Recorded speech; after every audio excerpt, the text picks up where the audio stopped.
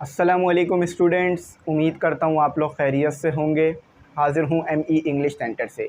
तो आज जो है वो द वाइस कैलिफ के क्वेश्चन आंसर्स कराऊंगा और इसके बाद जो है इसकी तमाम एक्सरसाइजेस करा दूंगा। क्वेश्चन आंसर्स की वीडियो अलग क्यों बना रहा हूँ, क्योंकि बच्चों को क्वेश्चन आंसर्स ढूंढने में बहुत ज़्यादा प्रॉब्लम होती है। अगर इन क्वेश्चन आंसर्स को एक्सरसाइज के साथ करा दिया जाए तो वो समझते हैं कि इनके क्वेश्चन आंसर्स नहीं हैं। तो इसीलिए क्वेश्चन आंसर्स एक्सरसाइज 7 में हैं जिन्हें अलग करा रहा हूँ। बाकी तमाम एक्सरसाइज एक ही वीडियो में एक साथ कराकर उसका सॉल्व शेयर कर दूंगा। तो जो हमने नोट्स बनाए हैं उन नोट्स के अंदर ये क्वेश्चन आंसर्स भी मौजूद हैं। अच्छा, तो ये क्वेश्चन आंसर्स पुरानी बुक से बहुत अलग है। मतलब पुरानी बुक में जो पुराने नोट्स थे उसमें इस तरह के क्वेश्चन आंसर ज़्यादा नहीं थे। एक दो क्वेश्चन मैच करेगा, ज़्यादातर क्वेश्चन अलग ही आपको जो है वो मिलेंगे। तो सबसे पहला मेरा काम यही होगा क्वेश्चन को पढ़ना और उसके बाद डिटेल एक्सप्लेनेशन देना। तो अगर आप ग्रुप में ऐड होना चाहें तो ग्रुप में ऐड हो सकते हैं, जिसकी फ़ीस आपको साल में एक बार पे करनी है। 1000 रुपीज़ इसकी फ़ीस है, जिसमें आपको तमाम नोट्स तमाम चीज़ें फ्री मिल जाएगी। तो व्हाट्सएप पे कांटेक्ट कर लीजिएगा, आपको तमाम डिटेल्स मिल जाएगी, ठीक है। और 1000 रुपीज़ इसकी फ़ीस है। चलें, तो सबसे पहले पढ़ लेते हैं क्वेश्चन नंबर 1। तो लिखा हुआ है कि what was caliph Harun Rashid known and respected for. तो हारून रशीद जो थे वो किस वजह से जो है वो मशहूर थे और क्यों उनकी जो है वो इतनी ज़्यादा जो है रिस्पेक्ट की जाती थी, यानी उनकी रिस्पेक्ट की क्या वजह थी। मतलब एक बड़े जो है वो अमीर थे, ठीक है, अमीरुल मोमिनीन थे, तो उनकी इतनी ज़्यादा रिस्पेक्ट क्यों थी, इसकी वजह आपने बतानी है। अच्छा, और किस चीज़ से वो जाने जाते थे ये भी बताना है। अब हर एक इंसान अगर उसमें कोई ख़ासियत होती है तो ही वो मशहूर हो पाता है। लेकिन हम सब इंसान हैं, लेकिन हम सब मशहूर नहीं हैं। तो जिस इंसान के अंदर ख़ासियत है, कोई चीज़ ऐसी वो कर पाता है जो कि सब नहीं कर सकते, तो वो मशहूर है। फॉर एग्ज़ाम्पल, अगर कोई एक अच्छा टीचर है, वो अच्छी तरीके से पढ़ा रहा है तो वो मशहूर हो जाता है क्योंकि वो एक अच्छा टीचर है। इसी तरह से कोई अगर एक अच्छा क्रिकेटर है, वो मशहूर हो जाता है क्योंकि वो एक अच्छा क्रिकेटर है। तो इसी तरह से आपने ये भी बताना है कि वो हारून रशीद जो थे हमारे खलीफा, वो क्यों इतने ज़्यादा मशहूर थे। तो इसका जवाब है कि Harun Rashid was a renowned Muslim caliph who was not only just and kind but cared for the people to a great extent who were lucky enough to live and breathe under the umbrella of this regime। तो देखें यहाँ पर क्या बोला जा रहा है, यहाँ पर बोला जा रहा है कि खलीफा हारून रशीद सिर्फ इसीलिए फेमस नहीं थे कि वो एक खलीफा थे या वो एक जो है वो सल्तनत चला रहे थे, ठीक है। खलीफा से मुराद होता है कि जो कि सल्तनत को चला रहा हो, अमीर हो। तो वो इसीलिए मशहूर नहीं थे, सिर्फ वो इसीलिए भी मशहूर थे कि वो लोगों की जो है वो परवाह करते थे। अब परवाह कैसे करते थे कि रात के वक्त भेष बदल के जो है वो निकल जाया करते थे लोगों के दरमियान, और लोगों को आसानी पहुंचाने के लिए वो देखते थे कि कहाँ पर क्या गलत हो रहा है जिसे मैं ठीक करूं तो लोगों को आसानी हो। तो यही वजह थी जिसकी वजह से ये जो है वो बहुत ज़्यादा मशहूर थे। और एक और वजह थी, he was known and respected for his justice and wisdom. तो अगर आपने इतनी बात लिखी तो आधे नंबर मिलेंगे, अगर ये लाइन नहीं लिखी तो आधे नंबर पूरे कटेंगे, चाहे मैं चेक कर रहा हूँ या कोई भी। तो ये असल उनकी और भी वजह थी मशहूर होने की कि वो बहुत ज़्यादा जो है वो इंसाफ पसंद थे, इंसाफ करने वाले थे और बहुत ज़्यादा समझदार। चलाक का लफ्ज़ इस्तेमाल नहीं कीजिएगा, समझदार का लफ्ज़ इस्तेमाल कीजिएगा, ठीक है। चलाक अक्सर में जो है ना वो किसी को टून करने के लिए, ताना मारने के लिए इस्तेमाल हो रहा होता है कि तुम बहुत चलाक हो। तो अगर हम उसे बोलेंगे ना तुम बहुत चलाक हो तो वो बुरा महसूस करता है। अगर हम उसे बोलें तुम बहुत समझदार हो तो वो अच्छा महसूस करेगा। तो लफ्ज़ों का बड़ा यहाँ जो है वो खेल होता है। तो चलाक नहीं, समझदार, समझदार का लफ्ज़ इस्तेमाल कीजिएगा। विजडम यानी जो अकल रखता हो, समझदार हो ज़्यादा, जो तजुर्बा रखता हो, ठीक है, इसका ये भी मायने होते हैं। तो तजुर्बा तालीम से नहीं, सीखने से आता है। तालीम यानी तालीम से सिर्फ आपको एजुकेशन मिल रही है, तो इस एजुकेशन को अगर आप अपनी प्रैक्टिकल लाइफ में परफॉर्म कर रहे हैं तो आपको विजडम मिलती है, समझदारी मिलती है। तो क्यों मशहूर थे, एक तो वो लोगों की बड़ी परवाह करते थे, इंसाफ पसंद थे और काफ़ी समझदार थे, और लोगों के दरमियान जाया करते थे उनकी प्रॉब्लम्स को जानने के लिए, समझने के लिए। पहला जवाब आ गया। दूसरा सवाल पढ़ते हैं। Why did the two man broth before the caliph look like. अच्छा देखिए, कोई सवाल के जवाब ज़्यादा बड़े भी हो सकते हैं, कुछ के छोटे भी। तो ऐसा नहीं तसव्वुर करें कि हर सवाल का जवाब 5 लाइन का ही हो या हर सवाल का जवाब 10 लाइन का ही हो। जितनी बात कही जा रही है उतनी बताएं। अब यहाँ पर 2 आदमियों के बारे में पूछा जा रहा है तो कैलिफ के बारे में मत बताएं, खलीफा हारून रशीद के बारे में नहीं। तो अपनी मर्ज़ी से जवाब डालेंगे ना, इजाफा करेंगे तो फिर नंबर कटने और कुछ नहीं। तो जितना पूछा जा रहा है उतना टू द पॉइंट, ताकि आप सवाल भी समझ सकें। तो यहाँ पे पूछा जा रहा है कि how did the two man broth before the caliph look like. तो जब वो कैलिफ के सामने लाए तो वो किस तरह के दिख रहे थे। वट टू वट तर्जुमा नहीं कर रहा हूँ, जो इसके लबो-लुबाब हैं, जो इसका ख़ुलासा है वो बता रहा हूँ, ताकि आपको वर्ड टू वर्ड तर्जुमा करूँगा तो फिर समझ में आने में मुश्किल होगी। तो पढ़ाते वक्त इस चीज़ का मैं ध्यान रखता हूँ कि जो ख़ुलासा हो वो बता दूँ, लेकिन अगर आप इसका तर्जुमा करेंगे तो ख़ुलासा सेम है। तो किस तरह के दिख रहे थे जब वो खलीफा के सामने लाए गए, यानी कैलिफ के सामने लाए गए। अच्छा, one of them was well dressed and appear to be a well to do respectable citizen while the other was in rag and seem to be a beggar. Beggar से यानी भिखारी की तरह लग रहा था वो।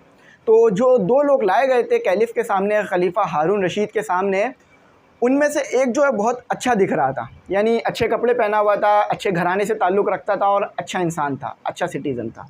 अच्छा, दूसरा जो लाया गया उसके फटे पुराने कपड़े पहना हुआ था और भिखारियों की तरह लग रहा था, यानी कपड़े भी फटे पुराने थे और हुलिया भी अच्छा नहीं था, और हॉर्स को क्लेम कर रहा था कि उसका है। चलें अब इसको देखते हैं दूसरे को, तीसरे को जवाब को। तो मिल गया ना आपको इसका जवाब कि एक बहुत अच्छे कपड़े पहना हुआ था, बहुत साफ़ सुथरा था, जैसे ईद पे इंसान साफ़ सुथरा बन के घूमता है ना, वैसा था। और दूसरा जो था वो फटे पुराने कपड़े पहना हुआ था और जो इसकी हालत बहुत बिगड़ी हुई थी। अच्छा, तीसरा क्वेश्चन पूछा जाता है कि what was the dispute between the rich man and the beggar. तो आखिर मसला क्या था दोनों के दरमियान, आखिर क्यों लड़ रहे थे। देखिए, अदालत में जाना या किसी कोर्ट में जाना या कहीं भी किसी के पास इंसाफ लेने के लिए जाना तो क्यों जाता है इंसान, कि कोई प्रॉब्लम चल रहा दो लोगों के दरमियान। अब वो किसी घर को लेकर, किसी प्रॉपर्टी को लेकर, किसी चीज़ को लेकर भी हो सकता है। तो यहाँ पे भी एक प्रॉपर्टी को, एक जो है वो एक मिल्कियत को लेकर यहाँ मसला था, घोड़े की मिल्कियत को लेकर। तो चलें उसको पढ़ते हैं। तो मसला क्या था दोनों के दरमियान बताना है। The dispute between the rich man and the beggar was that both were claiming the ownership of the beautiful horse. तो दोनों ही लोग एक हॉर्स को अपना बनाने के लिए लड़ रहे थे, यानी कह रहे थे कि मेरा है, दूसरा कह रहा था मेरा है। फॉर एग्जांपल, मेरे पास एक पेन है और एक मोबाइल है, चले मोबाइल को लेते हैं, थोड़ा सा ये कीमती होता है ना, तो इसमें थोड़ी सी फील आएगी। मैं बोलूँ मेरा है, आप बोलें आपका है, तो हम दोनों के दरमियान हो जाएगी लड़ाई शुरू। तो अब साबित कैसे करेंगे मेरा है। मैं इसका पासवर्ड जानता हूँ, इसका पिन जानता हूँ, पासवर्ड तो नहीं है, इसमें पिन है, तो वो पिन मैं इसमें डालूँगा तो आपको पता चल जाएगा कि मोबाइल मेरा है। आपको दिया जाएगा, आपको इसका पिन ही नहीं पता, तो साबित हो जाएगा मेरा है। और दूसरा ये कि इसमें मेरी चीज़ें भी होंगी, डॉक्यूमेंट होंगे, इसमें मेरी गैलरी होगी, इसमें मेरा डेटा होगा, तो भी पहचान में आ जाएगा। आपका नहीं होगा, आपको पता ही नहीं होगा, तो भी पहचान में आ जाएगा। लेकिन घोड़े के साथ तो ऐसा नहीं ना, घोड़े में कोई पासवर्ड नहीं है, कोई पिन नहीं है, कोई पेपर्स नहीं है, कुछ नहीं है, तो इसीलिए ये लड़ाई चल रही थी। अब इसका भी जवाब आगे है कि पहचाना कैसे घोड़ा किसका है। तो ठीक है, दोनों घोड़े को लेकर लड़े थे कि एक कह रहा था मेरा, एक कह रहा था मेरा है। इसमें से क्वेश्चन ज़रूर आएगा पेपर में, तैयारी करिएगा, बहुत ज़्यादा इंपॉर्टेंट चैप्टर है। How did the caliph decided who was the owner of the house, तो कैसे पहचाना कैलिफ हारून रशीद ने कि मालिक कौन है घोड़े का, क्योंकि मैंने आपको बताया ना घोड़े का कोई पेपर तो होता नहीं है। मैंने ये बच्चों को सवाल भी पूछा था कि अगर आप एक गाय लेकर आए हैं मंडी से और वो गुम हो जाए, किसी और ने बांध ली अपने पास, तो कैसे साबित करेंगे आपकी, जबकि किसी को भी नहीं पता कि आप ये गाय लाए थे या नहीं लाए थे, सिर्फ आप ही को पता है कि आपकी है, तो कैसे साबित करेंगे। तो उसमें मैंने बताया भी था, तो वो आप देख लीजिएगा, द वॉइस ऑफ कैलिफ लिखकर, द वॉइस कैलिफ लिखकर एमई इंग्लिश सेंटर लिखिएगा, इंशाल्लाह आपको वो वीडियो मिल जाएगी। ठीक है। अच्छा, तो जवाब है इसका कि कैसे पहचाना ओनर कौन है। He ordered both person to touch the horse one by one. इन्होंने कहा कि आप दोनों जो है ना घोड़े को एक एक करके टच करें। अब टच करने से क्या हुआ वो भी लिखा हुआ है। Horse what seem to be licking the touch of rich man while was not seem to be licking the touch of beggar. तो जब घोड़े को टच किया अमीर आदमी ने, तो उसने जो है वो खुशी का इज़हार किया, पसंदीदगी का इज़हार किया, मतलब उसको अच्छा लगा। जैसे देखिए एक बच्चे भी होते हैं ना, जब बच्चे छोटे छोटे बच्चे होते हैं, तो कोई अजनबी अगर उनको हाथ में लेता है ना, तो बच्चे जो है ना अच्छा नहीं लगता उन्हें, वो जो है ना परेशान होने लगते हैं, मचलने लगते हैं, रोने लग जाते हैं। आपने देखा होगा छोटे छोटे बच्चे कहते हैं ना इनकी अम्मी को इन्हें दे दो, इनके अब्बू को दे दो, रो रहा है बच्चा, और जैसे ही वो अम्मी अब्बू के पास जाते हैं चुप हो जाते हैं। तो यहाँ भी ऐसी है, घोड़ा भी, मतलब ऐसा नहीं है कि बच्चा इंसान का बच्चा जानवर की जो है वो नेचर रखता है। इसका मतलब ये है कि वो जो है उसका भी इस तरह का थोड़ा बहुत नेचर होता है। ठीक है, तो हम लोग इस चीज़ पे थे कि किस तरह से पहचानेंगे। तो जब आप कोई, आपने देखा होगा छोटे बच्चे की, जैसे कि मैंने एग्जांपल आपको दी, तो घोड़े ने भी बिल्कुल इसी तरह बिहेव किया कि जब उसके मालिक ने उसे हाथ लगाया तो उसे अच्छा लगा, और जब जो बेगर था यानी जो कि झूठा दावा कर रहा था, जब उसने हाथ लगाया तो उसे बुरा लगा। क्यों? क्योंकि उसने उसको पहली बार हाथ लगाया था, वो उसको हाथ नहीं लगाता था, वो उसकी खिदमत नहीं करता, तो मालिक खिदमत करता था उसकी, तो उसको अच्छा लगा। तो ये जानवर जो होते हैं वो इंसान के टच को समझते हैं, आप मंडी में जाएंगे, अभी ईद बकरा ईद का सीज़न आए, तो आप जो जानवर का मालिक होगा ना, जो जानवर की देखभाल करने वाला होगा, जब वो उसे हाथ लगाएगा तो वो उसे जो है ना घुर्राएगा नहीं, मारेगा नहीं। लेकिन जब कोई आम आदमी जो कि लेने गया है वो उसे हाथ लगाएगा ना, अगर वो शरीफ नहीं होगा तो जानवर ना, तो वो क्या करेगा, जानवर रिएक्ट करेगा। तो घोड़े का जो रियल ओनर है वो कौन था, रिच मैन था। तो इस तरीके से खलीफा हारून रशीद ने पहचान लिया कि घोड़े का मालिक कौन है, सिर्फ हाथ टच करवा के। यानी घोड़े को जब अमीर आदमी ने टच किया तो उसे अच्छा लगा, और जब गरीब आदमी ने टच किया, यानी जो बैगर था, जो झूठा दावा कर रहा था, उसने टच किया तो उसे बुरा लगा। लेकिन उसे सिर्फ बुरा यूँ नहीं लगा था कि वो गरीब था, बल्कि जो बैगर था वो उसका मालिक ही नहीं था, वो उसकी देखभाल ही नहीं करता था, तो जिससे भी आसानी रही पहचानने में। अच्छा, 2 क्वेश्चन हैं, 6 क्वेश्चन थे टोटल, तो 2 और रह गए, 5वां और 6वां। अच्छा, कहते हैं कि on what condition did the caliph decide to forgive the beggar. देखें, खलीफा हैं, इतने बड़ी सल्तनत को चलाते हैं, अब वो चाहते तो खुद माफ़ कर देते गरीब को, बैगर को, कि भाई ये तो वैसे ही बेचारा इतना गरीब है, इसको क्या सज़ा दें। लेकिन उन्होंने ऐसा नहीं किया, उन्होंने इंसाफ के तकाज़ों को पूरा किया, क्योंकि उस बैगर ने खलीफा के साथ बुरा नहीं किया था, खलीफा के घोड़े को अपना नहीं माना था, कैलिफ के घोड़े को नहीं कहा था कि उसका। उसने क्या किया था, उसने जो अमीर आदमी था, जो अच्छे कंडीशन में था, उसके साथ धोखा करने की कोशिश की थी। तो खलीफा ने क्या कहा, कैलिफ ने क्या कहा कि तुम्हें माफ़ी जब ही मिलेगी जब वो अमीर आदमी तुम्हें माफ़ करेगा। तो वो कहते हैं कि बड़ा ही ज़बरदस्त डिसीजन करते हैं, वो कहते हैं कि खलीफा the caliph decided to forgive the beggar if beggar begged forgiveness from the rich man.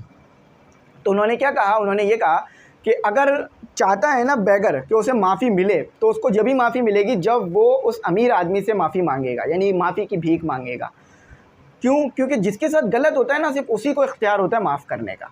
For example, अगर किसी ने आपके साथ गलत किया, यहाँ पर मैं इसको थोड़ा सा डायग्रामेटिकली बता देता हूँ, ठीक है। ये आपका दोस्त है और ये आप हो, एक रफ बना रहा हूँ, ठीक है। ये आपका टीचर है, आपके दोस्त ने आपको जो है वो मारा, ठीक है, आपको मारा और आपकी चीज़ को जो है वो छीन लिया, ठीक है। आपकी कोई भी कीमती चीज़, पेंसिल, कोई भी ऐसी चीज़ जो कि महंगी थी, वो छीनी और उसको इस्तेमाल करने लगे। अब टीचर को ये बात पता चली, तो टीचर को ये इख्तियार नहीं है कि वो आपको माफ़ कर दे, या आपके दोस्त ने आपके साथ गलत किया है तो आपके दोस्त को माफ़ कर दे।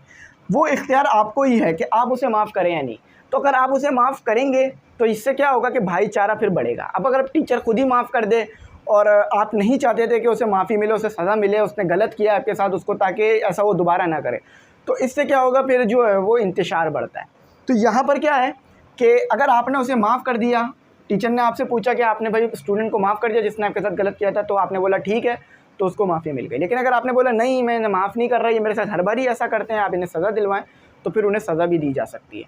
तो यहाँ भी यही सेम सीन है कि अगर अमीर आदमी उसको माफ़ नहीं करता गरीब आदमी को, तो वो गरीब को फिर सज़ा मिलती। अब वो जो भी सज़ा हो सकती थी, कोड़े की, जेल की, कोई भी सज़ा हो सकती थी, लेकिन अमीर आदमी ने माफ़ कर दिया, गरीब आदमी बच गया। और ये कैलिफ ने बड़ा ही ज़बरदस्त फ़ैसला दिया। चाहते तो खुद माफ़ कर देते, क्योंकि अमीर आदमी कैलिफ के फ़ैसले को कभी नहीं टालता, क्योंकि कैलिफ तो पहले ही इंसाफ़ कर चुके थे, ठीक है। अच्छा खासा इंसाफ तो हो गया था ना कि घोड़ा जिसका था उसको मिल गया। लेकिन अब ऐसा तो नहीं है ना कि किसी चोर ने चोरी करके सामान वापस भी लौटा दिया तो अब उसको चोरी की सज़ा नहीं मिलेगी। चोरी तो उसने करी थी ना, तो उसकी सज़ा तो बनती है। तो यहाँ पर उन्होंने इस तरह से फ़ैसला दिया। अगर वो सज़ा का कह देता अमीर आदमी के नहीं से सज़ा दी जाए तो वो सज़ा मिलती। तो ये जो चीज़ें होती है ना, ये जो हम पढ़ते हैं, इससे बहुत ज़्यादा हमें ना मालूमात मिलती है, समझ मिलती है दुनिया की। तो अगर इसे समझ के पढ़ रहे हैं ना, तो वाकई पढ़ेंगे भी और दुनिया को सीखेंगे भी कि दुनिया में चल क्या रहा है, ठीक है। चलें, तो अब लिखा हुआ है यहाँ पर हमारे पास, क्या लिखा हुआ है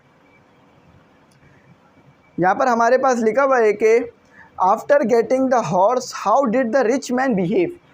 तो जब अमीर आदमी को हॉर्स मिल गया तो उसने कैसे बिहेव किया। पहले तो उसने माफ़ कर दिया, माफ़ करने के साथ साथ सिर्फ माफ़ नहीं किया बल्कि कुछ और भी किया, वो भी देखें।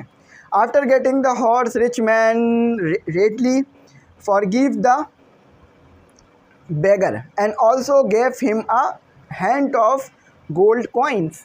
तो यहाँ पर ये जवाब हो गया। इसका क्या बनता है उर्दू में तर्जुमा, कि उसने उसे माफ़ कर दिया। जब उसे अमीर आदमी को उसका घोड़ा मिल गया तो उसने अमीर आदमी ने गरीब को माफ़ कर दिया, और सिर्फ माफ़ नहीं किया बल्कि सोने से भरी अशरफिया, यानी कॉइन जो है ना अशरफिया कहते हैं, आपने सुना होगा फिल्मों में। तो सोने से भरी अशरफिया जो है ना वो मुट्ठी भर के उसको दी, ताकि वो गरीब आदमी जो बेगर है जिसने ये पैसे के लिए काम किया था, तो उसको भी कुछ आसानियाँ मिल जाएँ, वो भी अपनी हालत को थोड़ा बदल ले। अब इसका हरगिज़ ये मकसद नहीं होता कि हम किसी के साथ गलत करके उससे पैसा हासिल करें, ठीक है। अब वो अमीर आदमी सखी दिल था, दरिया दिल था, वो कैलिफ के फ़ैसले से बहुत खुश था, तो उसने ये फ़ैसला किया कि मैं उसकी मदद भी करता हूँ, ना सिर्फ उसे माफ़ करता हूँ, मदद भी करता हूँ। लेकिन ऐसा नहीं होता हर बार कि अगर कोई किसी के साथ गलत करे तो वो ना सिर्फ उसे माफ़ कर दे बल्कि पैसा भी दे दे, सज़ा मिल जाती है कभी कभार। तो ऐसा ये गलती ना करें ये सोच के कि माफ़ कर दिया जाऊँगा या मुझे माफ़ कर दिया जाएगा बल्कि इसका इनाम भी मिलेगा, मैं ये मजबूरी में कर रहा हूँ। तो मजबूरी का मकसद ये नहीं होता कि आप कोई गलत काम करें। मजबूरी का मतलब ये होता है कि आप जो है ना आप अपने आप को और स्ट्रॉन्ग बनाएं कि किस तरह से मैंने बिहेव करना है। मजबूरियाँ किस पे नहीं आती, हर किसी पे आती हैं इस दौर में। किसी को किसी चीज़ की मजबूरी है, किसी को किसी चीज़ की मजबूरी है, किसी को फाइनेंशियल प्रॉब्लम है, किसी को फैमिली प्रॉब्लम है, किसी को बिज़नेस प्रॉब्लम है, किसी को हेल्थ प्रॉब्लम है, किसी को जो है वो मेंटल प्रॉब्लम है, किसी को साइकोलॉजिकल प्रॉब्लम है, किसी को जो है वो बिहेव करने में प्रॉब्लम है, किसी को किसी भी तरह का प्रॉब्लम हो सकता है। अब ये एक जो मैंने कहा ना साइकोलॉजिकल प्रॉब्लम या हेल्थ प्रॉब्लम, अब हेल्थ प्रॉब्लम में भी बहुत सारी प्रॉब्लम है। किसी को बाल झड़ने का मसला हो सकता है, किसी की आई साइट वीक हो सकती है, किसी के जो है वो दांत झड़ रहे हों, किसी के जो है वो निशानात निकल रहे हों, किसी को जो है वो हाथ टूट चुका हो, कुछ भी हो सकता है। तो प्रॉब्लम बहुत किस्म की है, बस हमारा बिहेवियर जो है ना उस प्रॉब्लम में बहुत डिपेंड करता है। जो लोग उस प्रॉब्लम के अंदर बहुत वेल बिहेव करते हैं, बहुत अच्छी तरीके से बिहेव करते हैं, खामोश रहते हैं, सब्र करते हैं, अल्लाह पे भरोसा करते हैं, अल्लाह ताला ना सिर्फ उन्हें उस प्रॉब्लम से निकालता है बल्कि एक मजबूत शख्स बना देता है। फिर उस जैसी छोटी छोटी प्रॉब्लम ना जब उसके सामने आती हैं तो वो बड़ा डट के मुकाबला करता है। तो जब भी मुश्किल आए ना वो ये सोच के टाल दें, ये सोच लें उसमें कि ये मुश्किल ही तो है, ठीक है, गम की शाम ही तो है, ढल जाएगी, एक सूरज नया ज़रूर आएगा, तो परेशान ना हो, ये कहने का बस बेसिकली मकसद है। बहुत से बच्चों ने अभी पेपर दिए हैं, उन्होंने मुझे बताया है कि कुछ प्रॉब्लम रही है पेपरों में, किसी ने उर्दू साइड के बजाय इंग्लिश साइड से लिख दिया, रोल नंबर गलत लिख दिया, ये वो बहुत सारी प्रॉब्लम। देखें अभी एग्जामिनेशन प्रॉब्लम भी ले लीजिए जो कि मैं उस वक्त बोलना चाह रहा था। तो क्या हो गया, आप मैट्रिक में तैयारी करें, इंशाल्लाह नेक्स्ट टाइम ये प्रॉब्लम नहीं होगी आपको। अब अगर कोई इस तरह की प्रॉब्लम हो भी रही होगी ना किसी के साथ, तो आप उसको गाइड कर देंगे कि भाई ऐसा रोल नंबर नहीं लिखो। मेरे साथ भी हो चुका रोल नंबर का प्रॉब्लम, लेकिन वो सॉल्व हो गई थी, ठीक है। तो ये तमाम 6 के 6 सवालात हो गए। इंशाल्लाह नेक्स्ट वीडियो जो अपलोड करूँगा ना उसमें इसकी तमाम एक्सरसाइज करा के ये यूनिट कंप्लीट करूँगा 1.1, फिर यूनिट 1.2 शुरू करूँगा।